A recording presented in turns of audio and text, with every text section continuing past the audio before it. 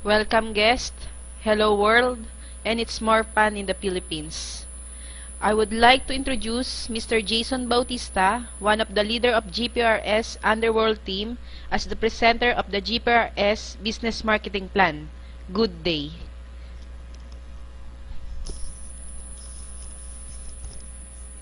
Yes, hello. Ako po si Mr. Jason Bautista, magpe-present ng GPRS Marketing Plan. Okay. Are you looking for a business to start your own? Or are you a student, employee, or working professional who seek for an extra income? Or are you looking for a ways to start earnings? This is the right time for you. Makinig ka lang, please open your mind to see how the business works for you. Siyempre, smile muna tayo. Ayan. Kita po natin. Kung di naman tayo smile, super asim ang kalalabasan natin. Ang smile po ay napakaganda unang-una sa ating katawan dahil tayo po ay nagiging positive. So, pag sinabing napangiti tayo sa isang kaibigan natin, meaning wala siyang problema, maganda po ang mood, ika nga. So, kung saan, ngayon, mapapakinggan nyo at mapapanood nyo kung gaano kaganda at alam ko mapapangiti kayo sa business marketing ng GPRS. Okay, business overview. Sa business overview, pag-uusapan natin dito kung ano po yung business sa kasalukuyang nangyayari sa present situation, ika nga. Ano ba yung characteristics ng business? Una, meron tayong traditional business. Set decision, group decision, at the same time, kasama din yung planning. Mag-sample tayo na yung sinasabi natin traditional system kung saan ikaw yung magsisimula ng negosyo or meron kayong grupo. So, sample tayo internet shop. Sa internet shop, pag tayo naglagay ng business, syempre, kailangan natin ng kapital. Sa kapital, para makabili ng computer, mga table, at the same time, yung mga gagamitin. So, kailangan natin ng 150,000. Hindi pa kasama dyan ng mga business permit and other legalities. Syempre, sa negosyo, kailangan natin ng big income. Syempre, hindi naman pwede small income. Dapat big income. So, hindi rin mawawala ang big risk. Ano ba yung risk na yan? Competitor. Sa competitor, kung unang-una, tayo nagtayo ng negosyo, 10 tao ang pumapasok sa atin. Pero dahil nagkaroon tayo ng competitor, yung business 10, minsan 5 na lang. At the same time, maintenance. Kung saan nasira yung computer, yung mga parts niyan, so kailangan mong bumili, lalo-lalo lang kapag out of warranty. And other expenses. Ano yung other expenses? Siyempre, nagbabayad ka ng bills na Meralco, mga internet subscription mo. At the same time, mga parts pa ng mga computer mo na out of warranty. Kung meron ka namang isang naiisip na isang negosyo kung saan meron ka namang paglalaanan ng pera mo, so kailangan mo na lang mag-franchise. Ibig sabihin, yung system is ready na. Kung gusto mo mag-franchise naman kung malalaking business, so kailangan mo rin din ng mga strategic location. Sa strategic location, kailangan mo nung lugar kung saan talagang papasukin ka ng tao. Mag-sample tayo ng isang franchising. Ang franchising, halimbawa, Jollibee and KFC. Una-una pagkain yan, alam natin, papasok ang tao dyan. Sa franchising, hindi mawawala ang kapital. Sa pamamagitan ng kapital, para tayo magsimula ng business. For example, 5 million. Siyempre, ang kagandahan dito, yung big income ng traditional, dito sa franchising, stable income. Meaning, yung kita mo, stable na siya. Talagang papasukin ka. At the same time, alam mo na kung sino yung market. Unang-una, pagkain yan. Kaya lang, hindi mawawala yung big risk. Ano yung risk na yan? Siyempre, nandiyan yung competition. Sa halaga bang 30 pesos, makakapasok ka sa Jollibee? Siyempre, oo, makakapasok ka. Pero, hindi mo kayang bilihin yon. Hindi ka kayang bumili sa halagang 30 pesos. Makakabili ka siguro mga hot choco. Pero, hindi magiging competitive price yung pagbili mo doon. Ang competition na sinasabi, yung 30 pesos mo, pwede mong ilaan sa ibang pagkain tulad ng mga siomay. Yung siomay na yan, sa halagang 25 pesos, makakakain ka na. At the same time, isukli ka ba 5 pesos. Yung stable income mo, nawala, bumababa. Okay? Bababa rin yan sa pamamagitan ng employee. Kapag mayroong absent na employee, nakaranas na ba kayong pumila sa mahabang food chain? For example, Jollibee or KFC. Di ba kapag mahaba ang pila, lumilipat tayo ng ibang food chain o ibang kainan o restaurant. So, sa pamamagitan ng employee, nababawasan yung stable income kasi may mga absent na employee, walang reliever. The same time, costing.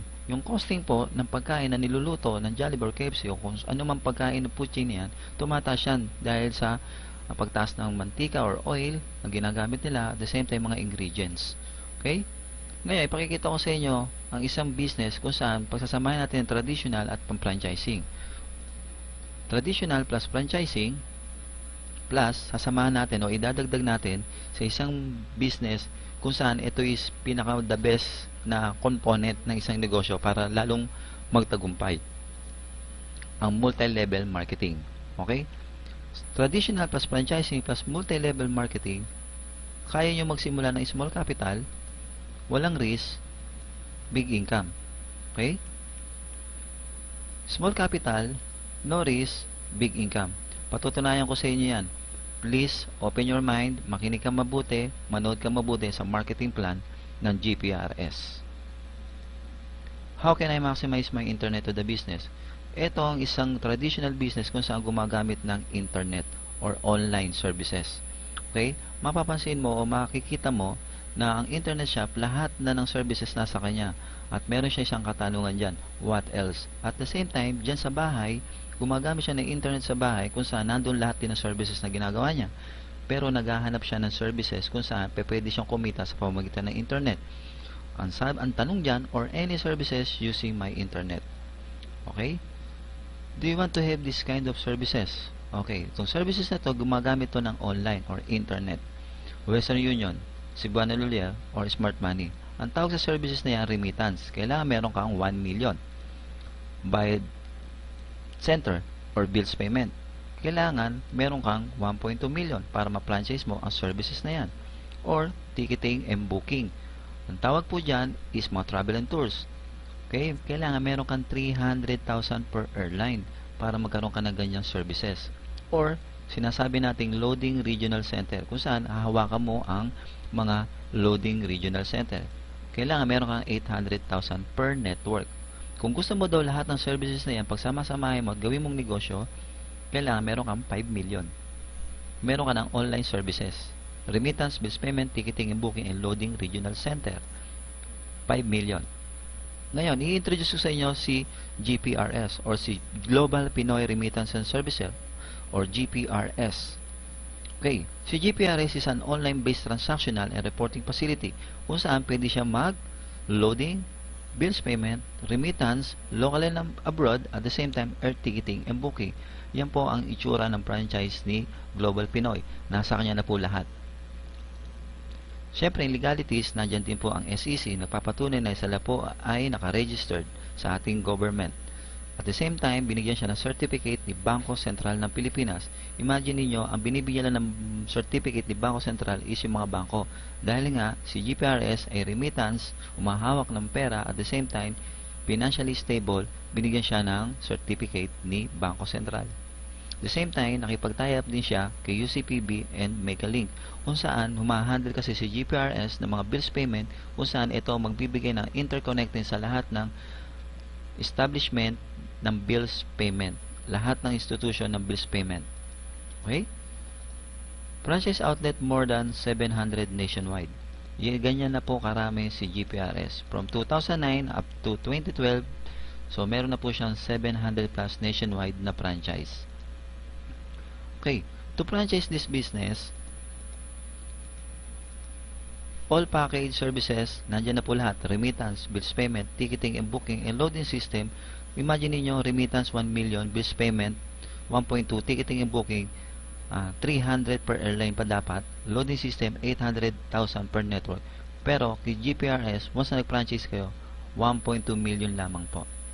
Lahat po nandiyan na po. Okay? Ito po yung investment breakdown po once na nag-franchise kayo ng GPRS po na franchise. Yan po ang inclusion for local franchise equipment mula sa computer hanggang sa uniform. At the same time, ganun din po sa mga training and licenses na ibibigay.